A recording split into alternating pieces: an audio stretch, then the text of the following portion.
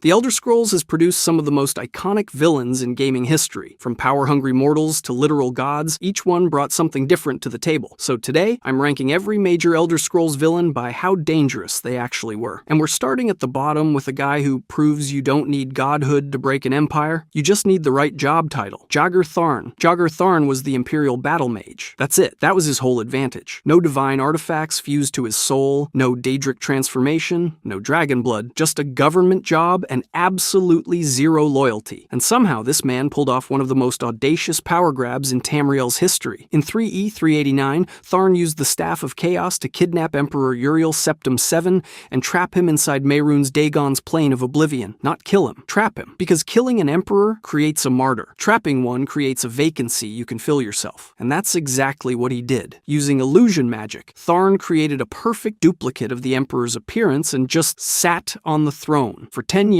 a full decade where every citizen, every noble, every military commander in Tamriel took orders from a fraud and nobody noticed. Which is, not ideal for the integrity of your entire governmental system. But here's where it gets interesting. Tharn wasn't working alone. His conspiracy was coordinated with Mehrunes Dagon himself, the Daedric Prince of Destruction. While Tharn played Emperor upstairs, Dagon simultaneously attacked the Battle Spire to cripple Cyrodiil's magical defenses. So what looks like one ambitious battle mage going rogue was actually the opening move in a Daedric Prince's invasion strategy. Tharn wasn't the mastermind, he was the inside man. It took a mortal champion reassembling the very Staff of Chaos that Tharn had used to start this whole mess to finally bring him down. As the final boss of Arena, Tharn threw everything he had into that fight. But at the end of the day, he was still just a man who'd borrowed power from something far bigger than himself. And that's what makes him the perfect baseline villain. He proves that raw ambition plus the right access can paralyze an entire continent. No godhood required, just patience, illusion magic, and a complete absence of conscience. But if a mortal with a fancy title can cause that much damage, imagine what an immortal vampire lord with a Daedric pact can do. Lord Harkon. Here's a guy who had everything. Land, power, a family, an entire kingdom bowing to him. And he threw all of it away because he was scared of getting old. Lord Harkon was a Nord king during the early First Era, and by all accounts, he had it made. But Harkon had one problem that no amount of conquest or wealth could fix. He was mortal, and that terrified him. Not in a philosophical, what comes after death kind of way. In a pathetic, clinging to the throne, white-knuckle panic kind of way. So he did what any reasonable king would do. He sacrificed 1,000 innocent people to Molag Bal, the Daedric Prince of Domination, in exchange for pure-blood vampirism for himself and his family. 1,000 people. Not soldiers, not enemies, innocents, just so one man could avoid the same fate literally every other king in history has faced. Which is,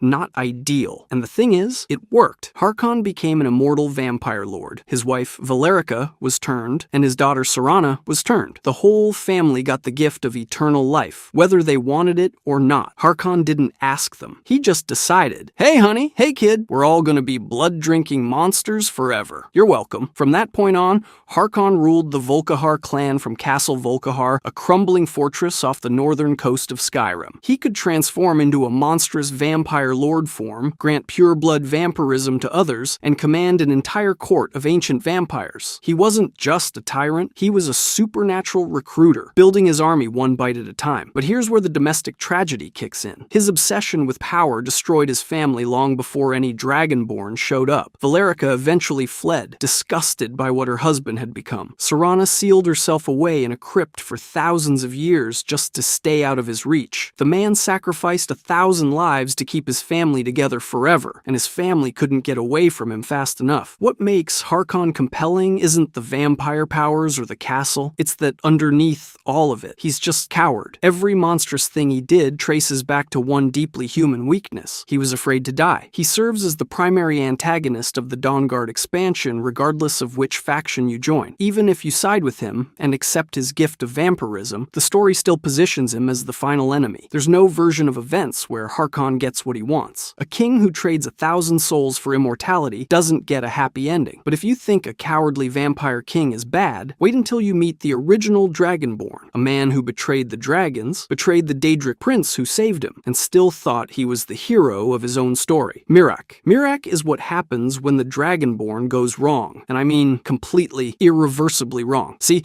most people know him as the big bad from Skyrim's Dragonborn DLC, but his story stretches back thousands of years before the player ever ever sets foot in Skyrim. During the Merethic era, when dragons ruled over mortals like gods, Miraak served them. He was a dragon priest, one of the most powerful mortals alive, stationed on the island of Solstheim. He had everything: power, authority, the ability to absorb dragon souls. He was literally the first dragonborn to ever exist. And then he found a black book. For those unfamiliar, black books are artifacts tied to Hermaeus Mora, the Daedric prince of forbidden knowledge. Think of him as the universe's creepiest librarian. The moment Miraak cracked that book open, he entered into servitude under Mora, trading one master for another. But here's the thing, Mora gave him something the dragons never could: a shout called Bend Will, capable of forcing both mortals and dragons into total submission. Not persuasion, not intimidation, complete, absolute mental domination. So naturally, Miraak turned around and used it on the dragons he'd been serving his entire life. He started devouring their souls one by one, growing stronger with every kill. The first dragonborn, armed with a shout that could enslave the very creatures he was born to serve. That's not a rebellion, that's a hostile takeover. He would have succeeded too, if not for Valak, a rival dragon priest who challenged him to a duel so catastrophic it literally reshaped the geography of Solstheim. Valak won, but right before the killing blow landed, Hermaeus Mora yanked Miraak out of reality and into Apocrypha, his personal dimension of infinite bookshelves and tentacles, which is,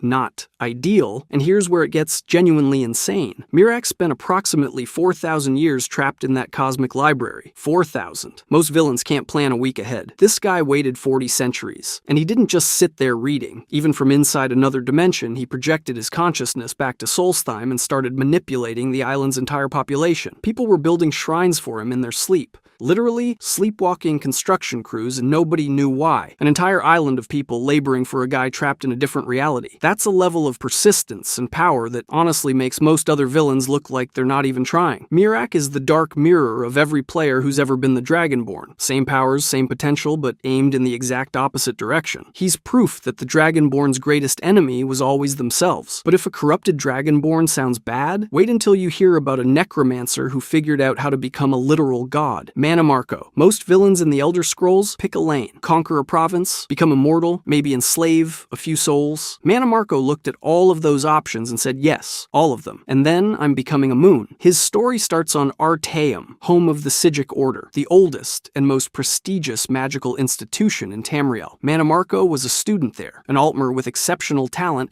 and zero moral boundaries. The Psijics eventually discovered he'd been conducting secret experiments in soul trapping and enslavement, practices that violated literally everything the Order stood for. So, they expelled him, which, in hindsight, was like kicking a shark out of an aquarium and into the ocean. Free from oversight, Mannimarco founded the Order of the Black Worm, a necromantic organization that spread across Tamriel like a plague with a recruitment budget. He gathered dark wizards, accumulated forbidden artifacts, and then did something most necromancers only dream about. He transformed himself into one of the first ever liches in recorded history. Immortal, supernaturally powerful, and completely free from the inconvenience of having a pulse, which is, not ideal for everyone else. But here's where it gets genuinely insane. Following the warp in the west in 3E417, Mannimarco got his hands on the Totem of Tiber Septum and the Mantella, two artifacts of such cosmic significance that using them is basically rolling dice with reality itself. And what did he do with them? He converted himself into a celestial body, an actual moon, the Necromancer's moon. He went from expelled student to literal astronomical object orbiting Nirn. That's not a power climb. That's a power elevator through the roof of the building and into orbit. By 3E433, his divine form was actively shading the domain of Arkay, the god of life and death, and enabling the creation of black soul gems across Tamriel. He was interfering with an actual deity's jurisdiction. Meanwhile, a powerful Altmer necromancer claiming his name was simultaneously running around Cyrodiil attacking the Mages Guild. Whether this was the original Mannimarco somehow manifesting on the ground while also being a moon, or a successor carrying his banner, nobody knows for certain. I don't know what to tell you. The man became a celestial body and still had a version of himself causing problems at street level. And the cherry on top? This ground-level Mannimarco resurrected the corpse of Vanus Galerion, founder of the Mages Guild and his rival since their school days on Artaeum. He didn't just kill his oldest enemy. He dug him up and turned him into an enslaved thrall. Their rivalry spanned multiple eras, survived death itself, and ended with one of of them puppeteering the other's corpse. That's not a grudge. That's a lifestyle. Student, exile, lich, god, moon. There is no other character in the Elder Scrolls with a resume like that, but even Mannimarco, for all his cosmic ambition, was still a mortal who clawed his way to divinity. The next villain on this list didn't need to claw anywhere. He was born a god. Mehrunes Dagon. Every villain up to this point has one thing in common. They can die. Harkon got stabbed. Miraak got absorbed. Mannimarco got cut down in his own basement. Mehrunes Dagon is the first entry on this list, where that's no longer on the table, and that single fact changes everything about the threat level we're dealing with. Dagon isn't a mortal who found an artifact or made a deal. He's a Daedric prince. His sphere encompasses destruction, darkness, and disaster. He doesn't represent those things. He is those things. A concept given form, ranking among the most powerful entities in all of existence. You don't kill a concept. The best you can hope for is making it go away for a while, and he's been trying to break into Tamriel for a very long time. During the Imperial Simulacrum, while Jagar Tharn was wearing the Emperor's face, Dagon was pulling strings behind the curtain. He attacked the Battlespire, the Empire's elite magical training facility, revealing that Tharn's coup wasn't the main event. It was a distraction, one component of a much larger invasion strategy most people didn't even realize was happening. Cool, that's comforting. But the Oblivion Crisis is where Dagon stopped being subtle. In 3E433, he orchestrated the entire thing through the Mythic Dawn cult and Mankar Cameron. The plan was elegant in the worst possible way. Assassinate Emperor Uriel Septim VII and every one of his heirs. Extinguish the Dragonfires, literally the only thing keeping the barriers between Oblivion and Tamriel intact. Then open dozens of Oblivion gates across every province and let the invasion pour through. And it worked. All of it. The Emperor died. The heirs died. The Dragonfires went out. Gates opened everywhere. Daedra flooded into cities across Tamriel like it was a Tuesday. This wasn't a regional crisis. This was an entire plane of existence declaring war on reality. Then Dagon did something Daedric princes almost never do. He showed up personally, walked into the Imperial City in his own body to finish the job. And here's where the hopelessness sets in, because the only thing that stopped him was Martin Septim shattering the Amulet of Kings and literally merging with Akatosh, the god of time. A mortal man had to fuse with the chief deity of the entire pantheon just to send Dagon home, not destroy him, not weaken him, just banish him back to oblivion. That's the best case scenario against a Daedric prince, and his realm, the Deadlands, is still sitting right there. Collapsed towers over seas of lava, flesh pouches growing out of the architecture like tumors, Daedra spawning endlessly from structures that defy every natural law. It's not damaged, it's not diminished. It's a permanent manifestation of Dagon's will, and it will exist for as long as he does, which is forever. That's the terrifying shift. Everything before Dagon on this list was a problem with a solution. Dagon is a problem with a pause button, but if an unkillable Daedric prince sounds like the worst thing Tamriel could face, wait until you meet a god who was supposed to be on your side, Almalexia. Most villains on this list wanted power. Almalexia had it, watched it slip through her fingers, and lost her mind in the process. She was one of the three members of the tribunal, alongside Vivek and Sotha Sil, three mortals who did the unthinkable. They used Kagranak's tools, Sundar, Keening, and Wraithguard, on the heart of Lorkhan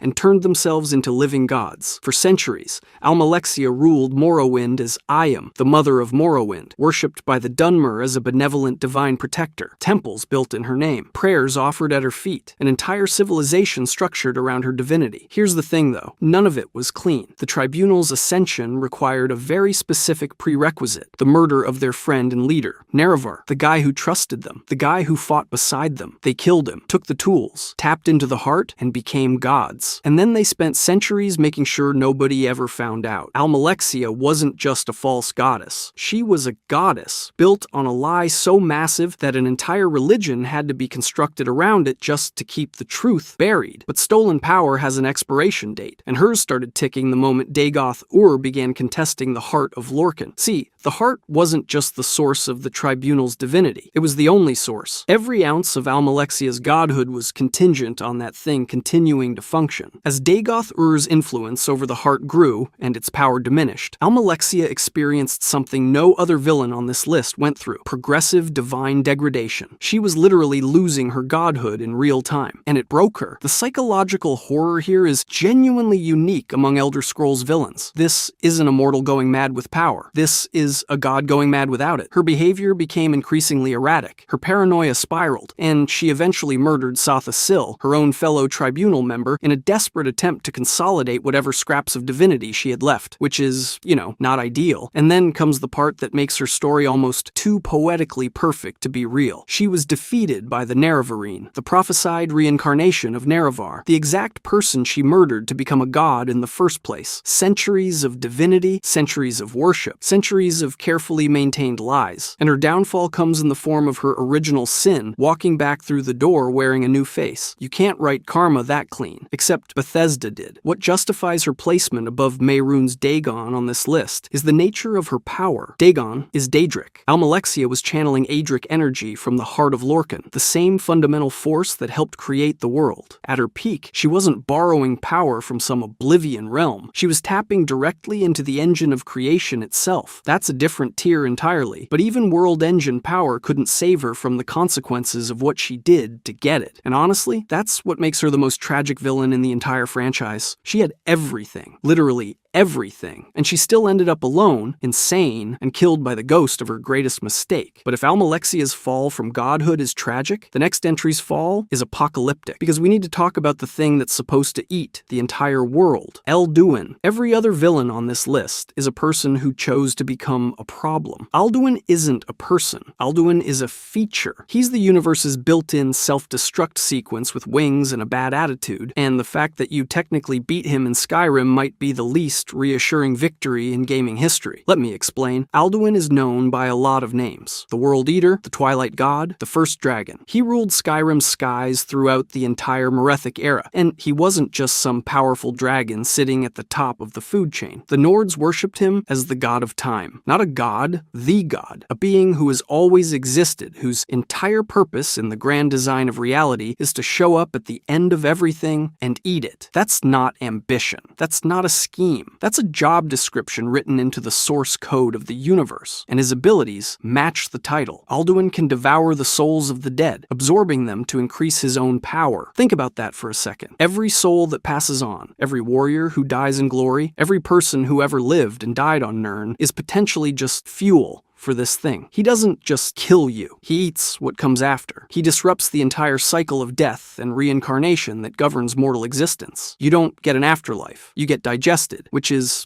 not ideal. When Alduin resurfaced in 4E201, smack in the middle of the Skyrim Civil War, he didn't ease back into things. He obliterated Helgen in about 4 minutes, and then immediately started visiting ancient dragon burial sites across Skyrim, resurrecting his subordinate dragons one by one. He wasn't just threatening the present. He was weaponizing the past. Every dead dragon buried for thousands of years became a soldier in his army overnight. The Dragon Crisis wasn't a battle. It was a recruitment drive run by an immortal god who could pull warriors out of the ground like weeds. The last Dragonborn eventually confronted Alduin using the Dragon Wrench shout, a weapon specifically designed to force the concept of mortality onto a dragon's mind. It was taught by Paarthurnax, a dragon who had rebelled against Alduin during the Merethic era, which means even Alduin's own kind recognized he needed to be stopped. The Dragonborn fought him at the throat of the world, pursued him into Sovngarde itself, and defeated him there. But here's where it gets unsettling. Nobody knows if Alduin is actually dead. His soul was never absorbed by the Dragonborn. He didn't dissolve into nothing the way other dragons do when they're permanently killed. He just sort of stopped. Paarthurnax himself suggests that Alduin wasn't destroyed, but merely forced to retreat, and that his role as the World Eater means he will return when the time comes for the world to end. The implication is horrifying. You didn't win. You delayed. The universe still has a timer, and the thing responsible for hitting 0 is out there somewhere, licking its wounds and waiting. Every other villain on this list wanted something. Power, revenge, dominion, godhood. Alduin doesn't want anything. He is something. He's the period at the end of the sentence of existence. And the scariest part isn't that he showed up. It's that the one time someone managed to push him back, the universe didn't even let them finish the job. But if Alduin is the apocalypse you can see coming, the next villain is the one you never see until it's already inside your head. Dagoth Ur. Every other villain on this list wanted something. Power,